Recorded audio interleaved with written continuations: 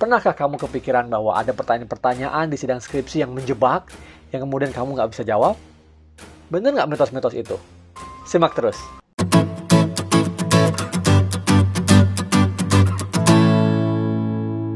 Bagi para pejuang skripsi yang saat ini sedang berusaha menyelesaikan skripsi, tentu deg-degan ya. Dan juga kalau kamu sudah menyelesaikan skripsi, kamu juga akan menghadapi ujian skripsi. Halo, ketemu lagi dengan saya Tirta Musitama di channel ini. Kamu yang lagi kuliah nih, yang mempersiapkan ujian skripsi, yang kamu lagi nulis tugas akhir, tugas skripsi, tentu kamu lagi deg-degan ya. Nah, kamu bisa dapetin tips-tips di sini nih ya. Bagi para kolega saya, para peneliti, para dosen yang mau melakukan penelitian, publikasi, dan mungkin juga mengajukan hak kekayaan intelektual dari produk-produk penelitian kita, bisa simak channel saya ini. Baik, nah sekarang saya akan mengupas 6 mitos. 6 pertanyaan yang katanya jebakan kalau sedang skripsi. Nah, ada nggak sih sebenarnya jebakan dalam sidang skripsi itu? Kesimpulannya nanti di akhir video ini ya, simak terus. Mitos yang pertama, pertanyaan seputar sidang skripsi adalah menyangkut, kenapa kamu meneliti ini? Ngapain sih kamu meneliti ini? Penting nggak sih ini? Ini kayaknya penelitian nggak penting deh. Kayaknya udah banyak orang meneliti ini. Nah, biasanya ini adalah pertanyaan menyangkut bab 1. Atau menyangkut di bagian pendahuluan. Kamu harus paham gimana menjawabnya. Kalau kamu paham fenomena-fenomena yang mendasari kamu menulis skripsi ini. Fenomena-fenomena yang akhirnya membawa kamu merumuskan pada permasalahan penelitian. Apakah memang ini penting? Kalau nggak penting, ngapain diangkat jadi tema skripsi misalnya? Kalau nggak penting, kenapa diteliti? Nah, jadi kuncinya fenomena kamu harus kuat. Lihat sekitar kamu, ada masalah apa, dan kamu menyelesaikan masalah itu, atau kamu ingin mengimplementasikan teori tertentu berdasarkan fenomena-fenomena yang terjadi ya dalam menjawab pertanyaan penelitian. Mitos yang kedua, pertanyaan menjebak yang kedua adalah, apa bedanya penelitian ini atau penelitian kamu dengan penelitian yang lain yang sudah ada? Kalau kamu nggak bisa jawab, artinya, nah perhatikan, kajian pustaka kamu, literatur review kamu nggak benar. Coba kamu baca berapa artikel jurnal, berapa? Atau hanya baca buku textbook saja? Kalau textbook itu hanya untuk belajar, memahami, tapi kan ini mau penelitian. Nah, tentu ada sesuatu yang diteliti. Apa yang kita tahu dari penelitian-penelitian sebelumnya? Jadi, existing studies harus tahu. Ini menyangkut di mana posisi dari penelitian kita, dari penelitian kamu. Ya, kamu meneliti tentang tahu misalnya. Penelitian tahu yang selama ini sudah dilakukan orang apa? Gitu. Kamu meneliti tentang tempe. Nah, penelitian tentang tempe saat ini apa yang sudah dilakukan orang? Mana yang baru, mana yang berbeda dengan penelitian kamu ini. Nah, dengan demikian, kalau kamu membaca literatur yang banyak, berapa ya, anak S1 mungkin 50 lah. Atau minimum 30 ya, artikel jurnal ilmiah ya, yang berindeks Scopus. Ya. Minimal 30 artikel jurnal di jurnal-jurnal yang bereputasi. Ya. Nah, sehingga kamu bisa tahu kajian terbaru di bidang ini, di masalah ini itu apa. Nah, lalu kamu meletakkan di mana penelitian skripsi kamu ini. Nah, mitos yang ketiga terkait dengan, kenapa sih kamu pakai teori ini? Kenapa nggak teori yang lain? Emang teori ini keren? Emang teori ini terbukti bagus? Nah, ingat cara menjawabnya, bahwa skripsi itu menguji teori, mengimplementasikan teori. Bagaimana mengimplementasikan teori dengan benar? Jadi kuncinya pahami teori yang dipakai. Penguji bertanya dengan menantang kamu menggunakan teori yang lain, perspektif yang lain, dengan asumsi yang lain. Sebenarnya agar kamu nggak goyah. Nah, kalau kamu menguasai teorinya dengan benar, kamu yakin bahwa penelitian kamu ini menggunakan teori-teori yang benar, asumsi yang benar. Dengan demikian, hipotesisnya yang dibangun pun juga melalui proses yang benar. Mitos yang keempat, ngapain kamu pakai metode ini? Jangan ketawa ya, mungkin kamu bisa pusing.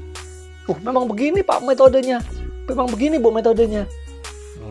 Ini juga satu kelemahan dari sebagian besar mahasiswa yang mau ujian skripsi. Metode itu seringkali taken for granted. Seringkali kamu terima gitu saja, seolah-olah metode itu turun dari langit. Kamu nggak pakai rujukan, pendekatannya apa, bagaimana data-data diambil. Misalnya kalau kuantitatif, populasinya seperti apa, memilih samplingnya siapa, tekniknya bagaimana, analisisnya seperti apa. Kamu hanya seolah-olah, ya pendekatannya begini Pak, pendekatannya kuantitatif Pak, pendekatannya kualitatif. Yang benar aja, ini penelitian ilmiah loh ya. Semua harus rujukan, semua harus ada rujukannya, penelitian ilmiah itu. Mitos yang kelima, pertanyaan yang kelima. Hasil yang kamu peroleh ini, apakah bisa diterapkan, digeneralisasikan di tempat yang lain, atau di industri yang lain, atau di organisasi yang lain, atau di topik yang lain? Kamu berpikir lagi pasti. Nah, kalau kamu menguasai bahwa yang paling penting adalah memahami teori, metodenya benar, kemudian analisisnya benar, sehingga temuan kamu juga benar dalam konteks di mana data kamu diambil. Ruang lingkupnya, apakah itu untuk suatu industri tertentu, atau katakanlah untuk negara tertentu, atau kumpulan negara tertentu, atau kamu mau pakai untuk seluruh dunia. Wah, nggak mungkin kan? Karena penelitian itu adalah suatu simplifikasi dari upaya menyederhanakan ya fenomena-fenomena yang ada di dunia ini dalam suatu karya ilmiah yang tempatnya terbatas loh ya. Penelitian ilmiah itu kan hanya terbatas menulisnya. Di bagian ini sebenarnya penguji itu menguji kamu apakah kamu bisa mengaplikasikan teori dengan benar berdasarkan metodologi tadi, data-data yang digunakan, pemilihannya dan analisisnya. Sehingga kalau memang kamu melakukan pendekatan kuantitatif dengan mengikuti semua kaidah-kaidahnya, kamu tentu bisa menjawab apakah ini bisa digeneralisasi atau bukan. Tetapi kalau kamu kualitatif, dan ini lebih pada case study, ya, kamu tentu bisa menjawab ini memang tidak untuk generalisasi, tapi untuk mengetahui lebih dalam, memaknai lebih dalam fenomena yang terjadi di dalam dunia nyata. Nah, mitos yang keenam atau yang terakhir, seringkali kamu ditanya, udah nih ya, fenomenanya sudah begini, permasalahannya seperti itu, literaturnya begitu, teorinya seperti itu, metodenya begini, hasilnya seperti itu. Kontribusi penelitian kamu ini terhadap keilmuan apa? Bingung kamu. Saya kan S1, masa ditanya kontribusi?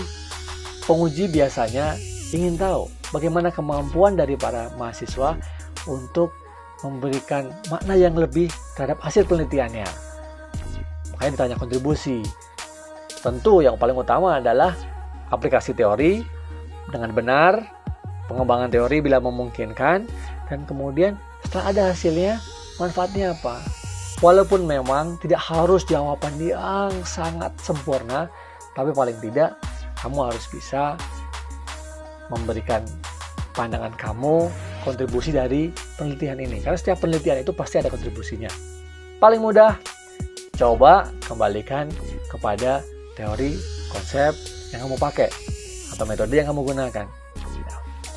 Biasanya dalam ilmu-ilmu sosial, kita bisa mengatakan bahwa sumbangan kita adalah penerapan teori ini atau konsep tertentu dalam konteks Indonesia misalnya, atau konteks masyarakat tertentu, atau dengan periode waktu tertentu, atau dengan tambahan apakah variabel tertentu. atau mungkin dengan responden informan tertentu.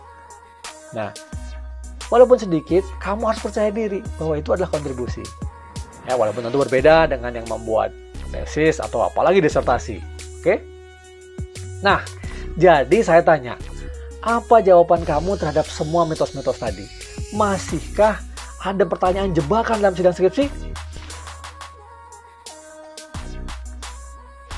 Tulis ya jawaban kamu di komentar. Apakah kamu setuju? Sebenarnya tidak ada pertanyaan jebakan dalam sidang skripsi. Asalkan kamu memahami skripsi kamu dengan baik, penelitian kamu dengan baik, kamu mengerjakannya sendiri, kamu berkonsultasi dengan pembimbing, dibimbing dengan baik. Karena penguji yang baik tidak akan pernah menanyakan hal-hal yang di luar penelitian itu. Utamanya penguji akan menanyakan penelitian itu dalam sidang skripsi. Tapi jarang sekali penguji menanyakan hal-hal yang sama sekali tidak berkaitan dengan skripsi itu. Nah, atau biasanya bila penguji menanyakan itu adalah lebih kepada ingin tahu pandangan kita, ingin tahu refleksi kita. Implikasinya kalau penelitian ini sudah ditemukan, sudah ada hasilnya seperti ini, apa sih manfaatnya? Apa sih misalnya masalahnya? Limitasinya apa sih? Ke depan penelitian apa sih yang bisa dikembangkan lagi dari hasil penelitian kamu ini? Nah, simak itu. Kalau kamu bisa menjawab pertanyaan-pertanyaan tadi, mitos-mitos tadi, ya semoga ya insya Allah kamu bisa menjawab dan lancar dalam sidang skripsi dengan baik. Jangan lupa, sidang skripsi dilalui dengan percaya diri, istirahat yang baik, siapkan presentasi dengan baik, alokasi waktu yang baik, dan tentu presentasi tidak bertele-tele. To the point, sampaikan dengan jelas, dan perlu gesture Anda, mimik Anda yang meyakinkan. Nanti lain kali kita bicara tentang bagaimana presentasi dalam sidang skripsi yang baik dan sukses. Demikian, kalau kamu suka, jangan lupa like, subscribe, ya, dan share kepada teman-teman kamu, para pejuang skripsi, para pejuang yang ingin menjadi sarjana, ya, para pejuang yang haus akan ilmu pengetahuan. Sukses buat kamu semua. Kita ketemu lagi di topik-topik berikutnya. Bye.